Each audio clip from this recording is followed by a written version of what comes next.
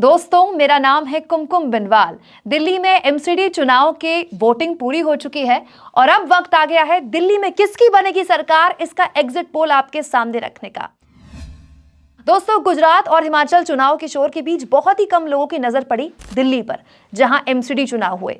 इसीलिए public metre ने तय किया, हमने ये तय किया कि हमारी एक टीम गुजरात कवर करेगी, जो कि प्रवीण गौतम की टीम ने किया, और दूसरी टीम दिल्ली कवर करेगी, जो कि मैंने किया। दोस्तों, कहने को ये मात्र निगम का चुनाव ही था, लेकिन किसी भी हाल में कोई छोटा चुनाव नहीं था। मैंने दिल्ली में कभी भी चुनाव कवर नहीं किया था इससे पहले, इसीलिए दिल्ली के वोटर को समझने का मेरा भी यह अनुभव बिल्कुल नया था। तो आज मैं आपको अपने एक्सपीरियंस के आधार पर बताऊंगी कि दिल्ली में एमसीडी चुनाव में किसकी बनने जा रही है सरकार। ये मेरा अपना एग्जिट पोल है, क्योंकि दिल्ली की सड़कों पर तो मैं ही घूमी थी। तो दोस्तों, दिल्ली एमसीडी चुनाव में एग्जिट पोल में फर्स्ट थिंग फर्स्ट। दोस्तों, ये चुनाव सीधा दो पार्टियों के बीच था। बीजेपी, जिसकी एमसीडी में 15 साल से सरकार है, और अरविंद केजरीवाल, जो हर हाल में इस बार बीजेपी को कांटे की टक्कर दे रहे हैं और 8 साल से दिल्ली में सरकार चला रहे हैं। जमीन पर दिल्ली में मुझे कांग्रेस का नाम लेने वाले बहुत कम वोटर मिले। जी, ये सच्चाई है। ये वाकई हैरान करने वाली बात है, क्योंकि अक्रॉस पार्टी लाइन कई लोग मुझे ऐसे मिले, कई बीजेपी समर्थक, कई केजरीवाल समर्थक, जो ये कह रहे थे कि दिल्ली में जो शीला दीक्षित ने काम किया बतौर सीएम, वो बहुत अच्छा काम किया, लेकिन उसके बावजूद भी वो कांग्रेस को वोट नहीं देंगे। मानता हूं कि कांग्रेस एक करप्ट सरकार थी, but Sheila Dikshit she was the one of the best CM of Delhi. अब आते हैं दिल्ली एमसीडी के एग्जिट पोल पर।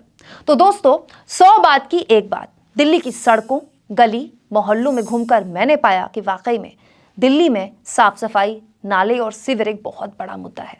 बड़ी शर्म की बात है कि देश की राजधानी में आज भी ऐसे गली मोहल्ले हैं जहां लोगों को सुबह नहाने से पहले अपने घर के बाहर के नाले खुद साफ करने पड़ते हैं।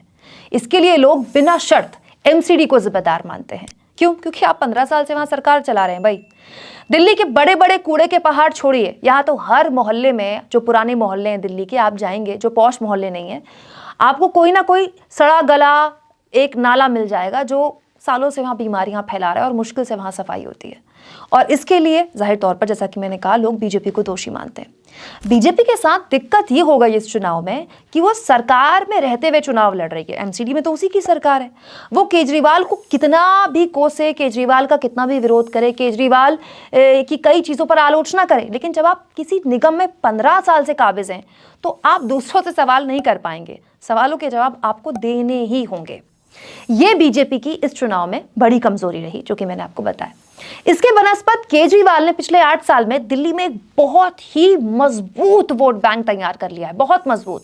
और ये वर्ग है जिसे फ्री बिजली और फ्री पानी का बहुत फायदा हुआ। भाई, एक गरीब आदमी को 1000, 1500, 2000 रुपए की छूट अगर मिल जाए फ्री बिजली से, तो उसके लिए बहुत बहुत बड़ी बात है।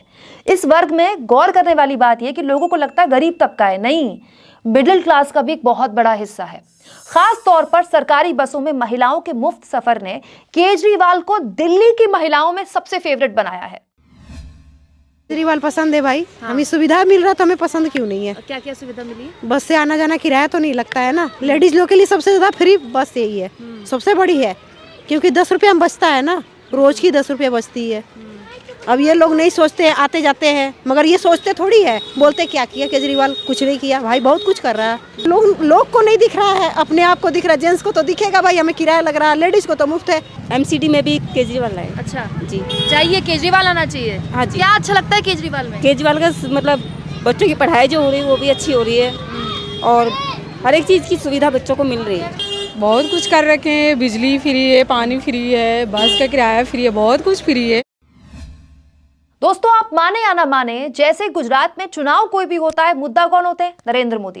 वैसे ही हाल अब दिल्ली में हो गया है। कोई भी चुनाव दिल्ली में होगा, लोकसभा चुनाव के इतर, चाहे वो निगम का चुनाव हो, विधानसभा का चुनाव हो, आगे भी जो होगा या इससे पहले भी जो हुए हैं, अब वो केजरीवाल के इर्द गिर्द ही होंगे। विरोध भी केजरीवाल का होगा, समर्थन भी केजरीवाल का होगा। और यही केजरीवाल की सबसे बड़ी ताकत है कि उनके खिलाफ बीजेपी के पास अब तक कोई चेहरा नहीं है। दुनिया की सबसे बड़ी पार्टी अब तक दिल्ली में केजरीवाल के खिलाफ कोई चेहरा नहीं दे पाई। दोस्तों, आपको जानकर हैरानी होगी कि कई सीटों में बीजेपी के वोटर खुलकर बोलते दिखे कि केंद्र में मोदी और दिल्ली के लिए केजरीवाल ही बेस्ट है। बीजेपी से खुश है, बीजेपी को माननीय मोदी जी को लाना है आपकी, फिर 2024 में अच्छा, प्रधानमंत्री में। अच्छा, अभी से मन बना लिया। जी हाँ, उनको तो हटाना नहीं, उनको तो लाना ही लाना। एमसीडी में तो खैर केजरीवाल। क्यों एमसीडी में भी तो मोदी जी की पार्टी है, बीजेपी की सरकार है, फिर बताइए ना, बताइए, अरे बात तो कीजिए। बीजेपी में देखिए ऐसा है कि सफाई चाहिए हमको, नाली साफ चाहिए अच्छा है, और फिर उसके बाद प्लस पानी चाहिए। पानी वगैरह तो यहाँ मिलता नहीं है जल्दी, बहुत प्रॉब्लम होती है। हाँ, मतलब क्लियर है कि देश के लिए मोदी और दिल्ली के लिए केजरीवाल। दोस्तों 15 साल सत्ता में रहने का जितना नुकसान एमसीडी चुनाव में बीजेपी को हुआ है, उसने उसकी भरपाई मोदी के चेहरे से करने की कोशिश की है, जिसका असर भी दिखा।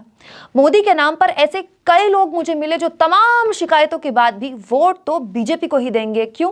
क्योंकि उनके हिसाब से मोदी जी ने दुनिया में डंका बजा दिया है। मतलब वो जो टीवी चैनलों में घंटों मोदी जी की विदेश दौरों की कवरेज होती है, वो ऐसे ही नहीं की जाती है। उसका असर जमीन पर बीजेपी के वोटरों के बीच खास तौर पर दिखाई देता है।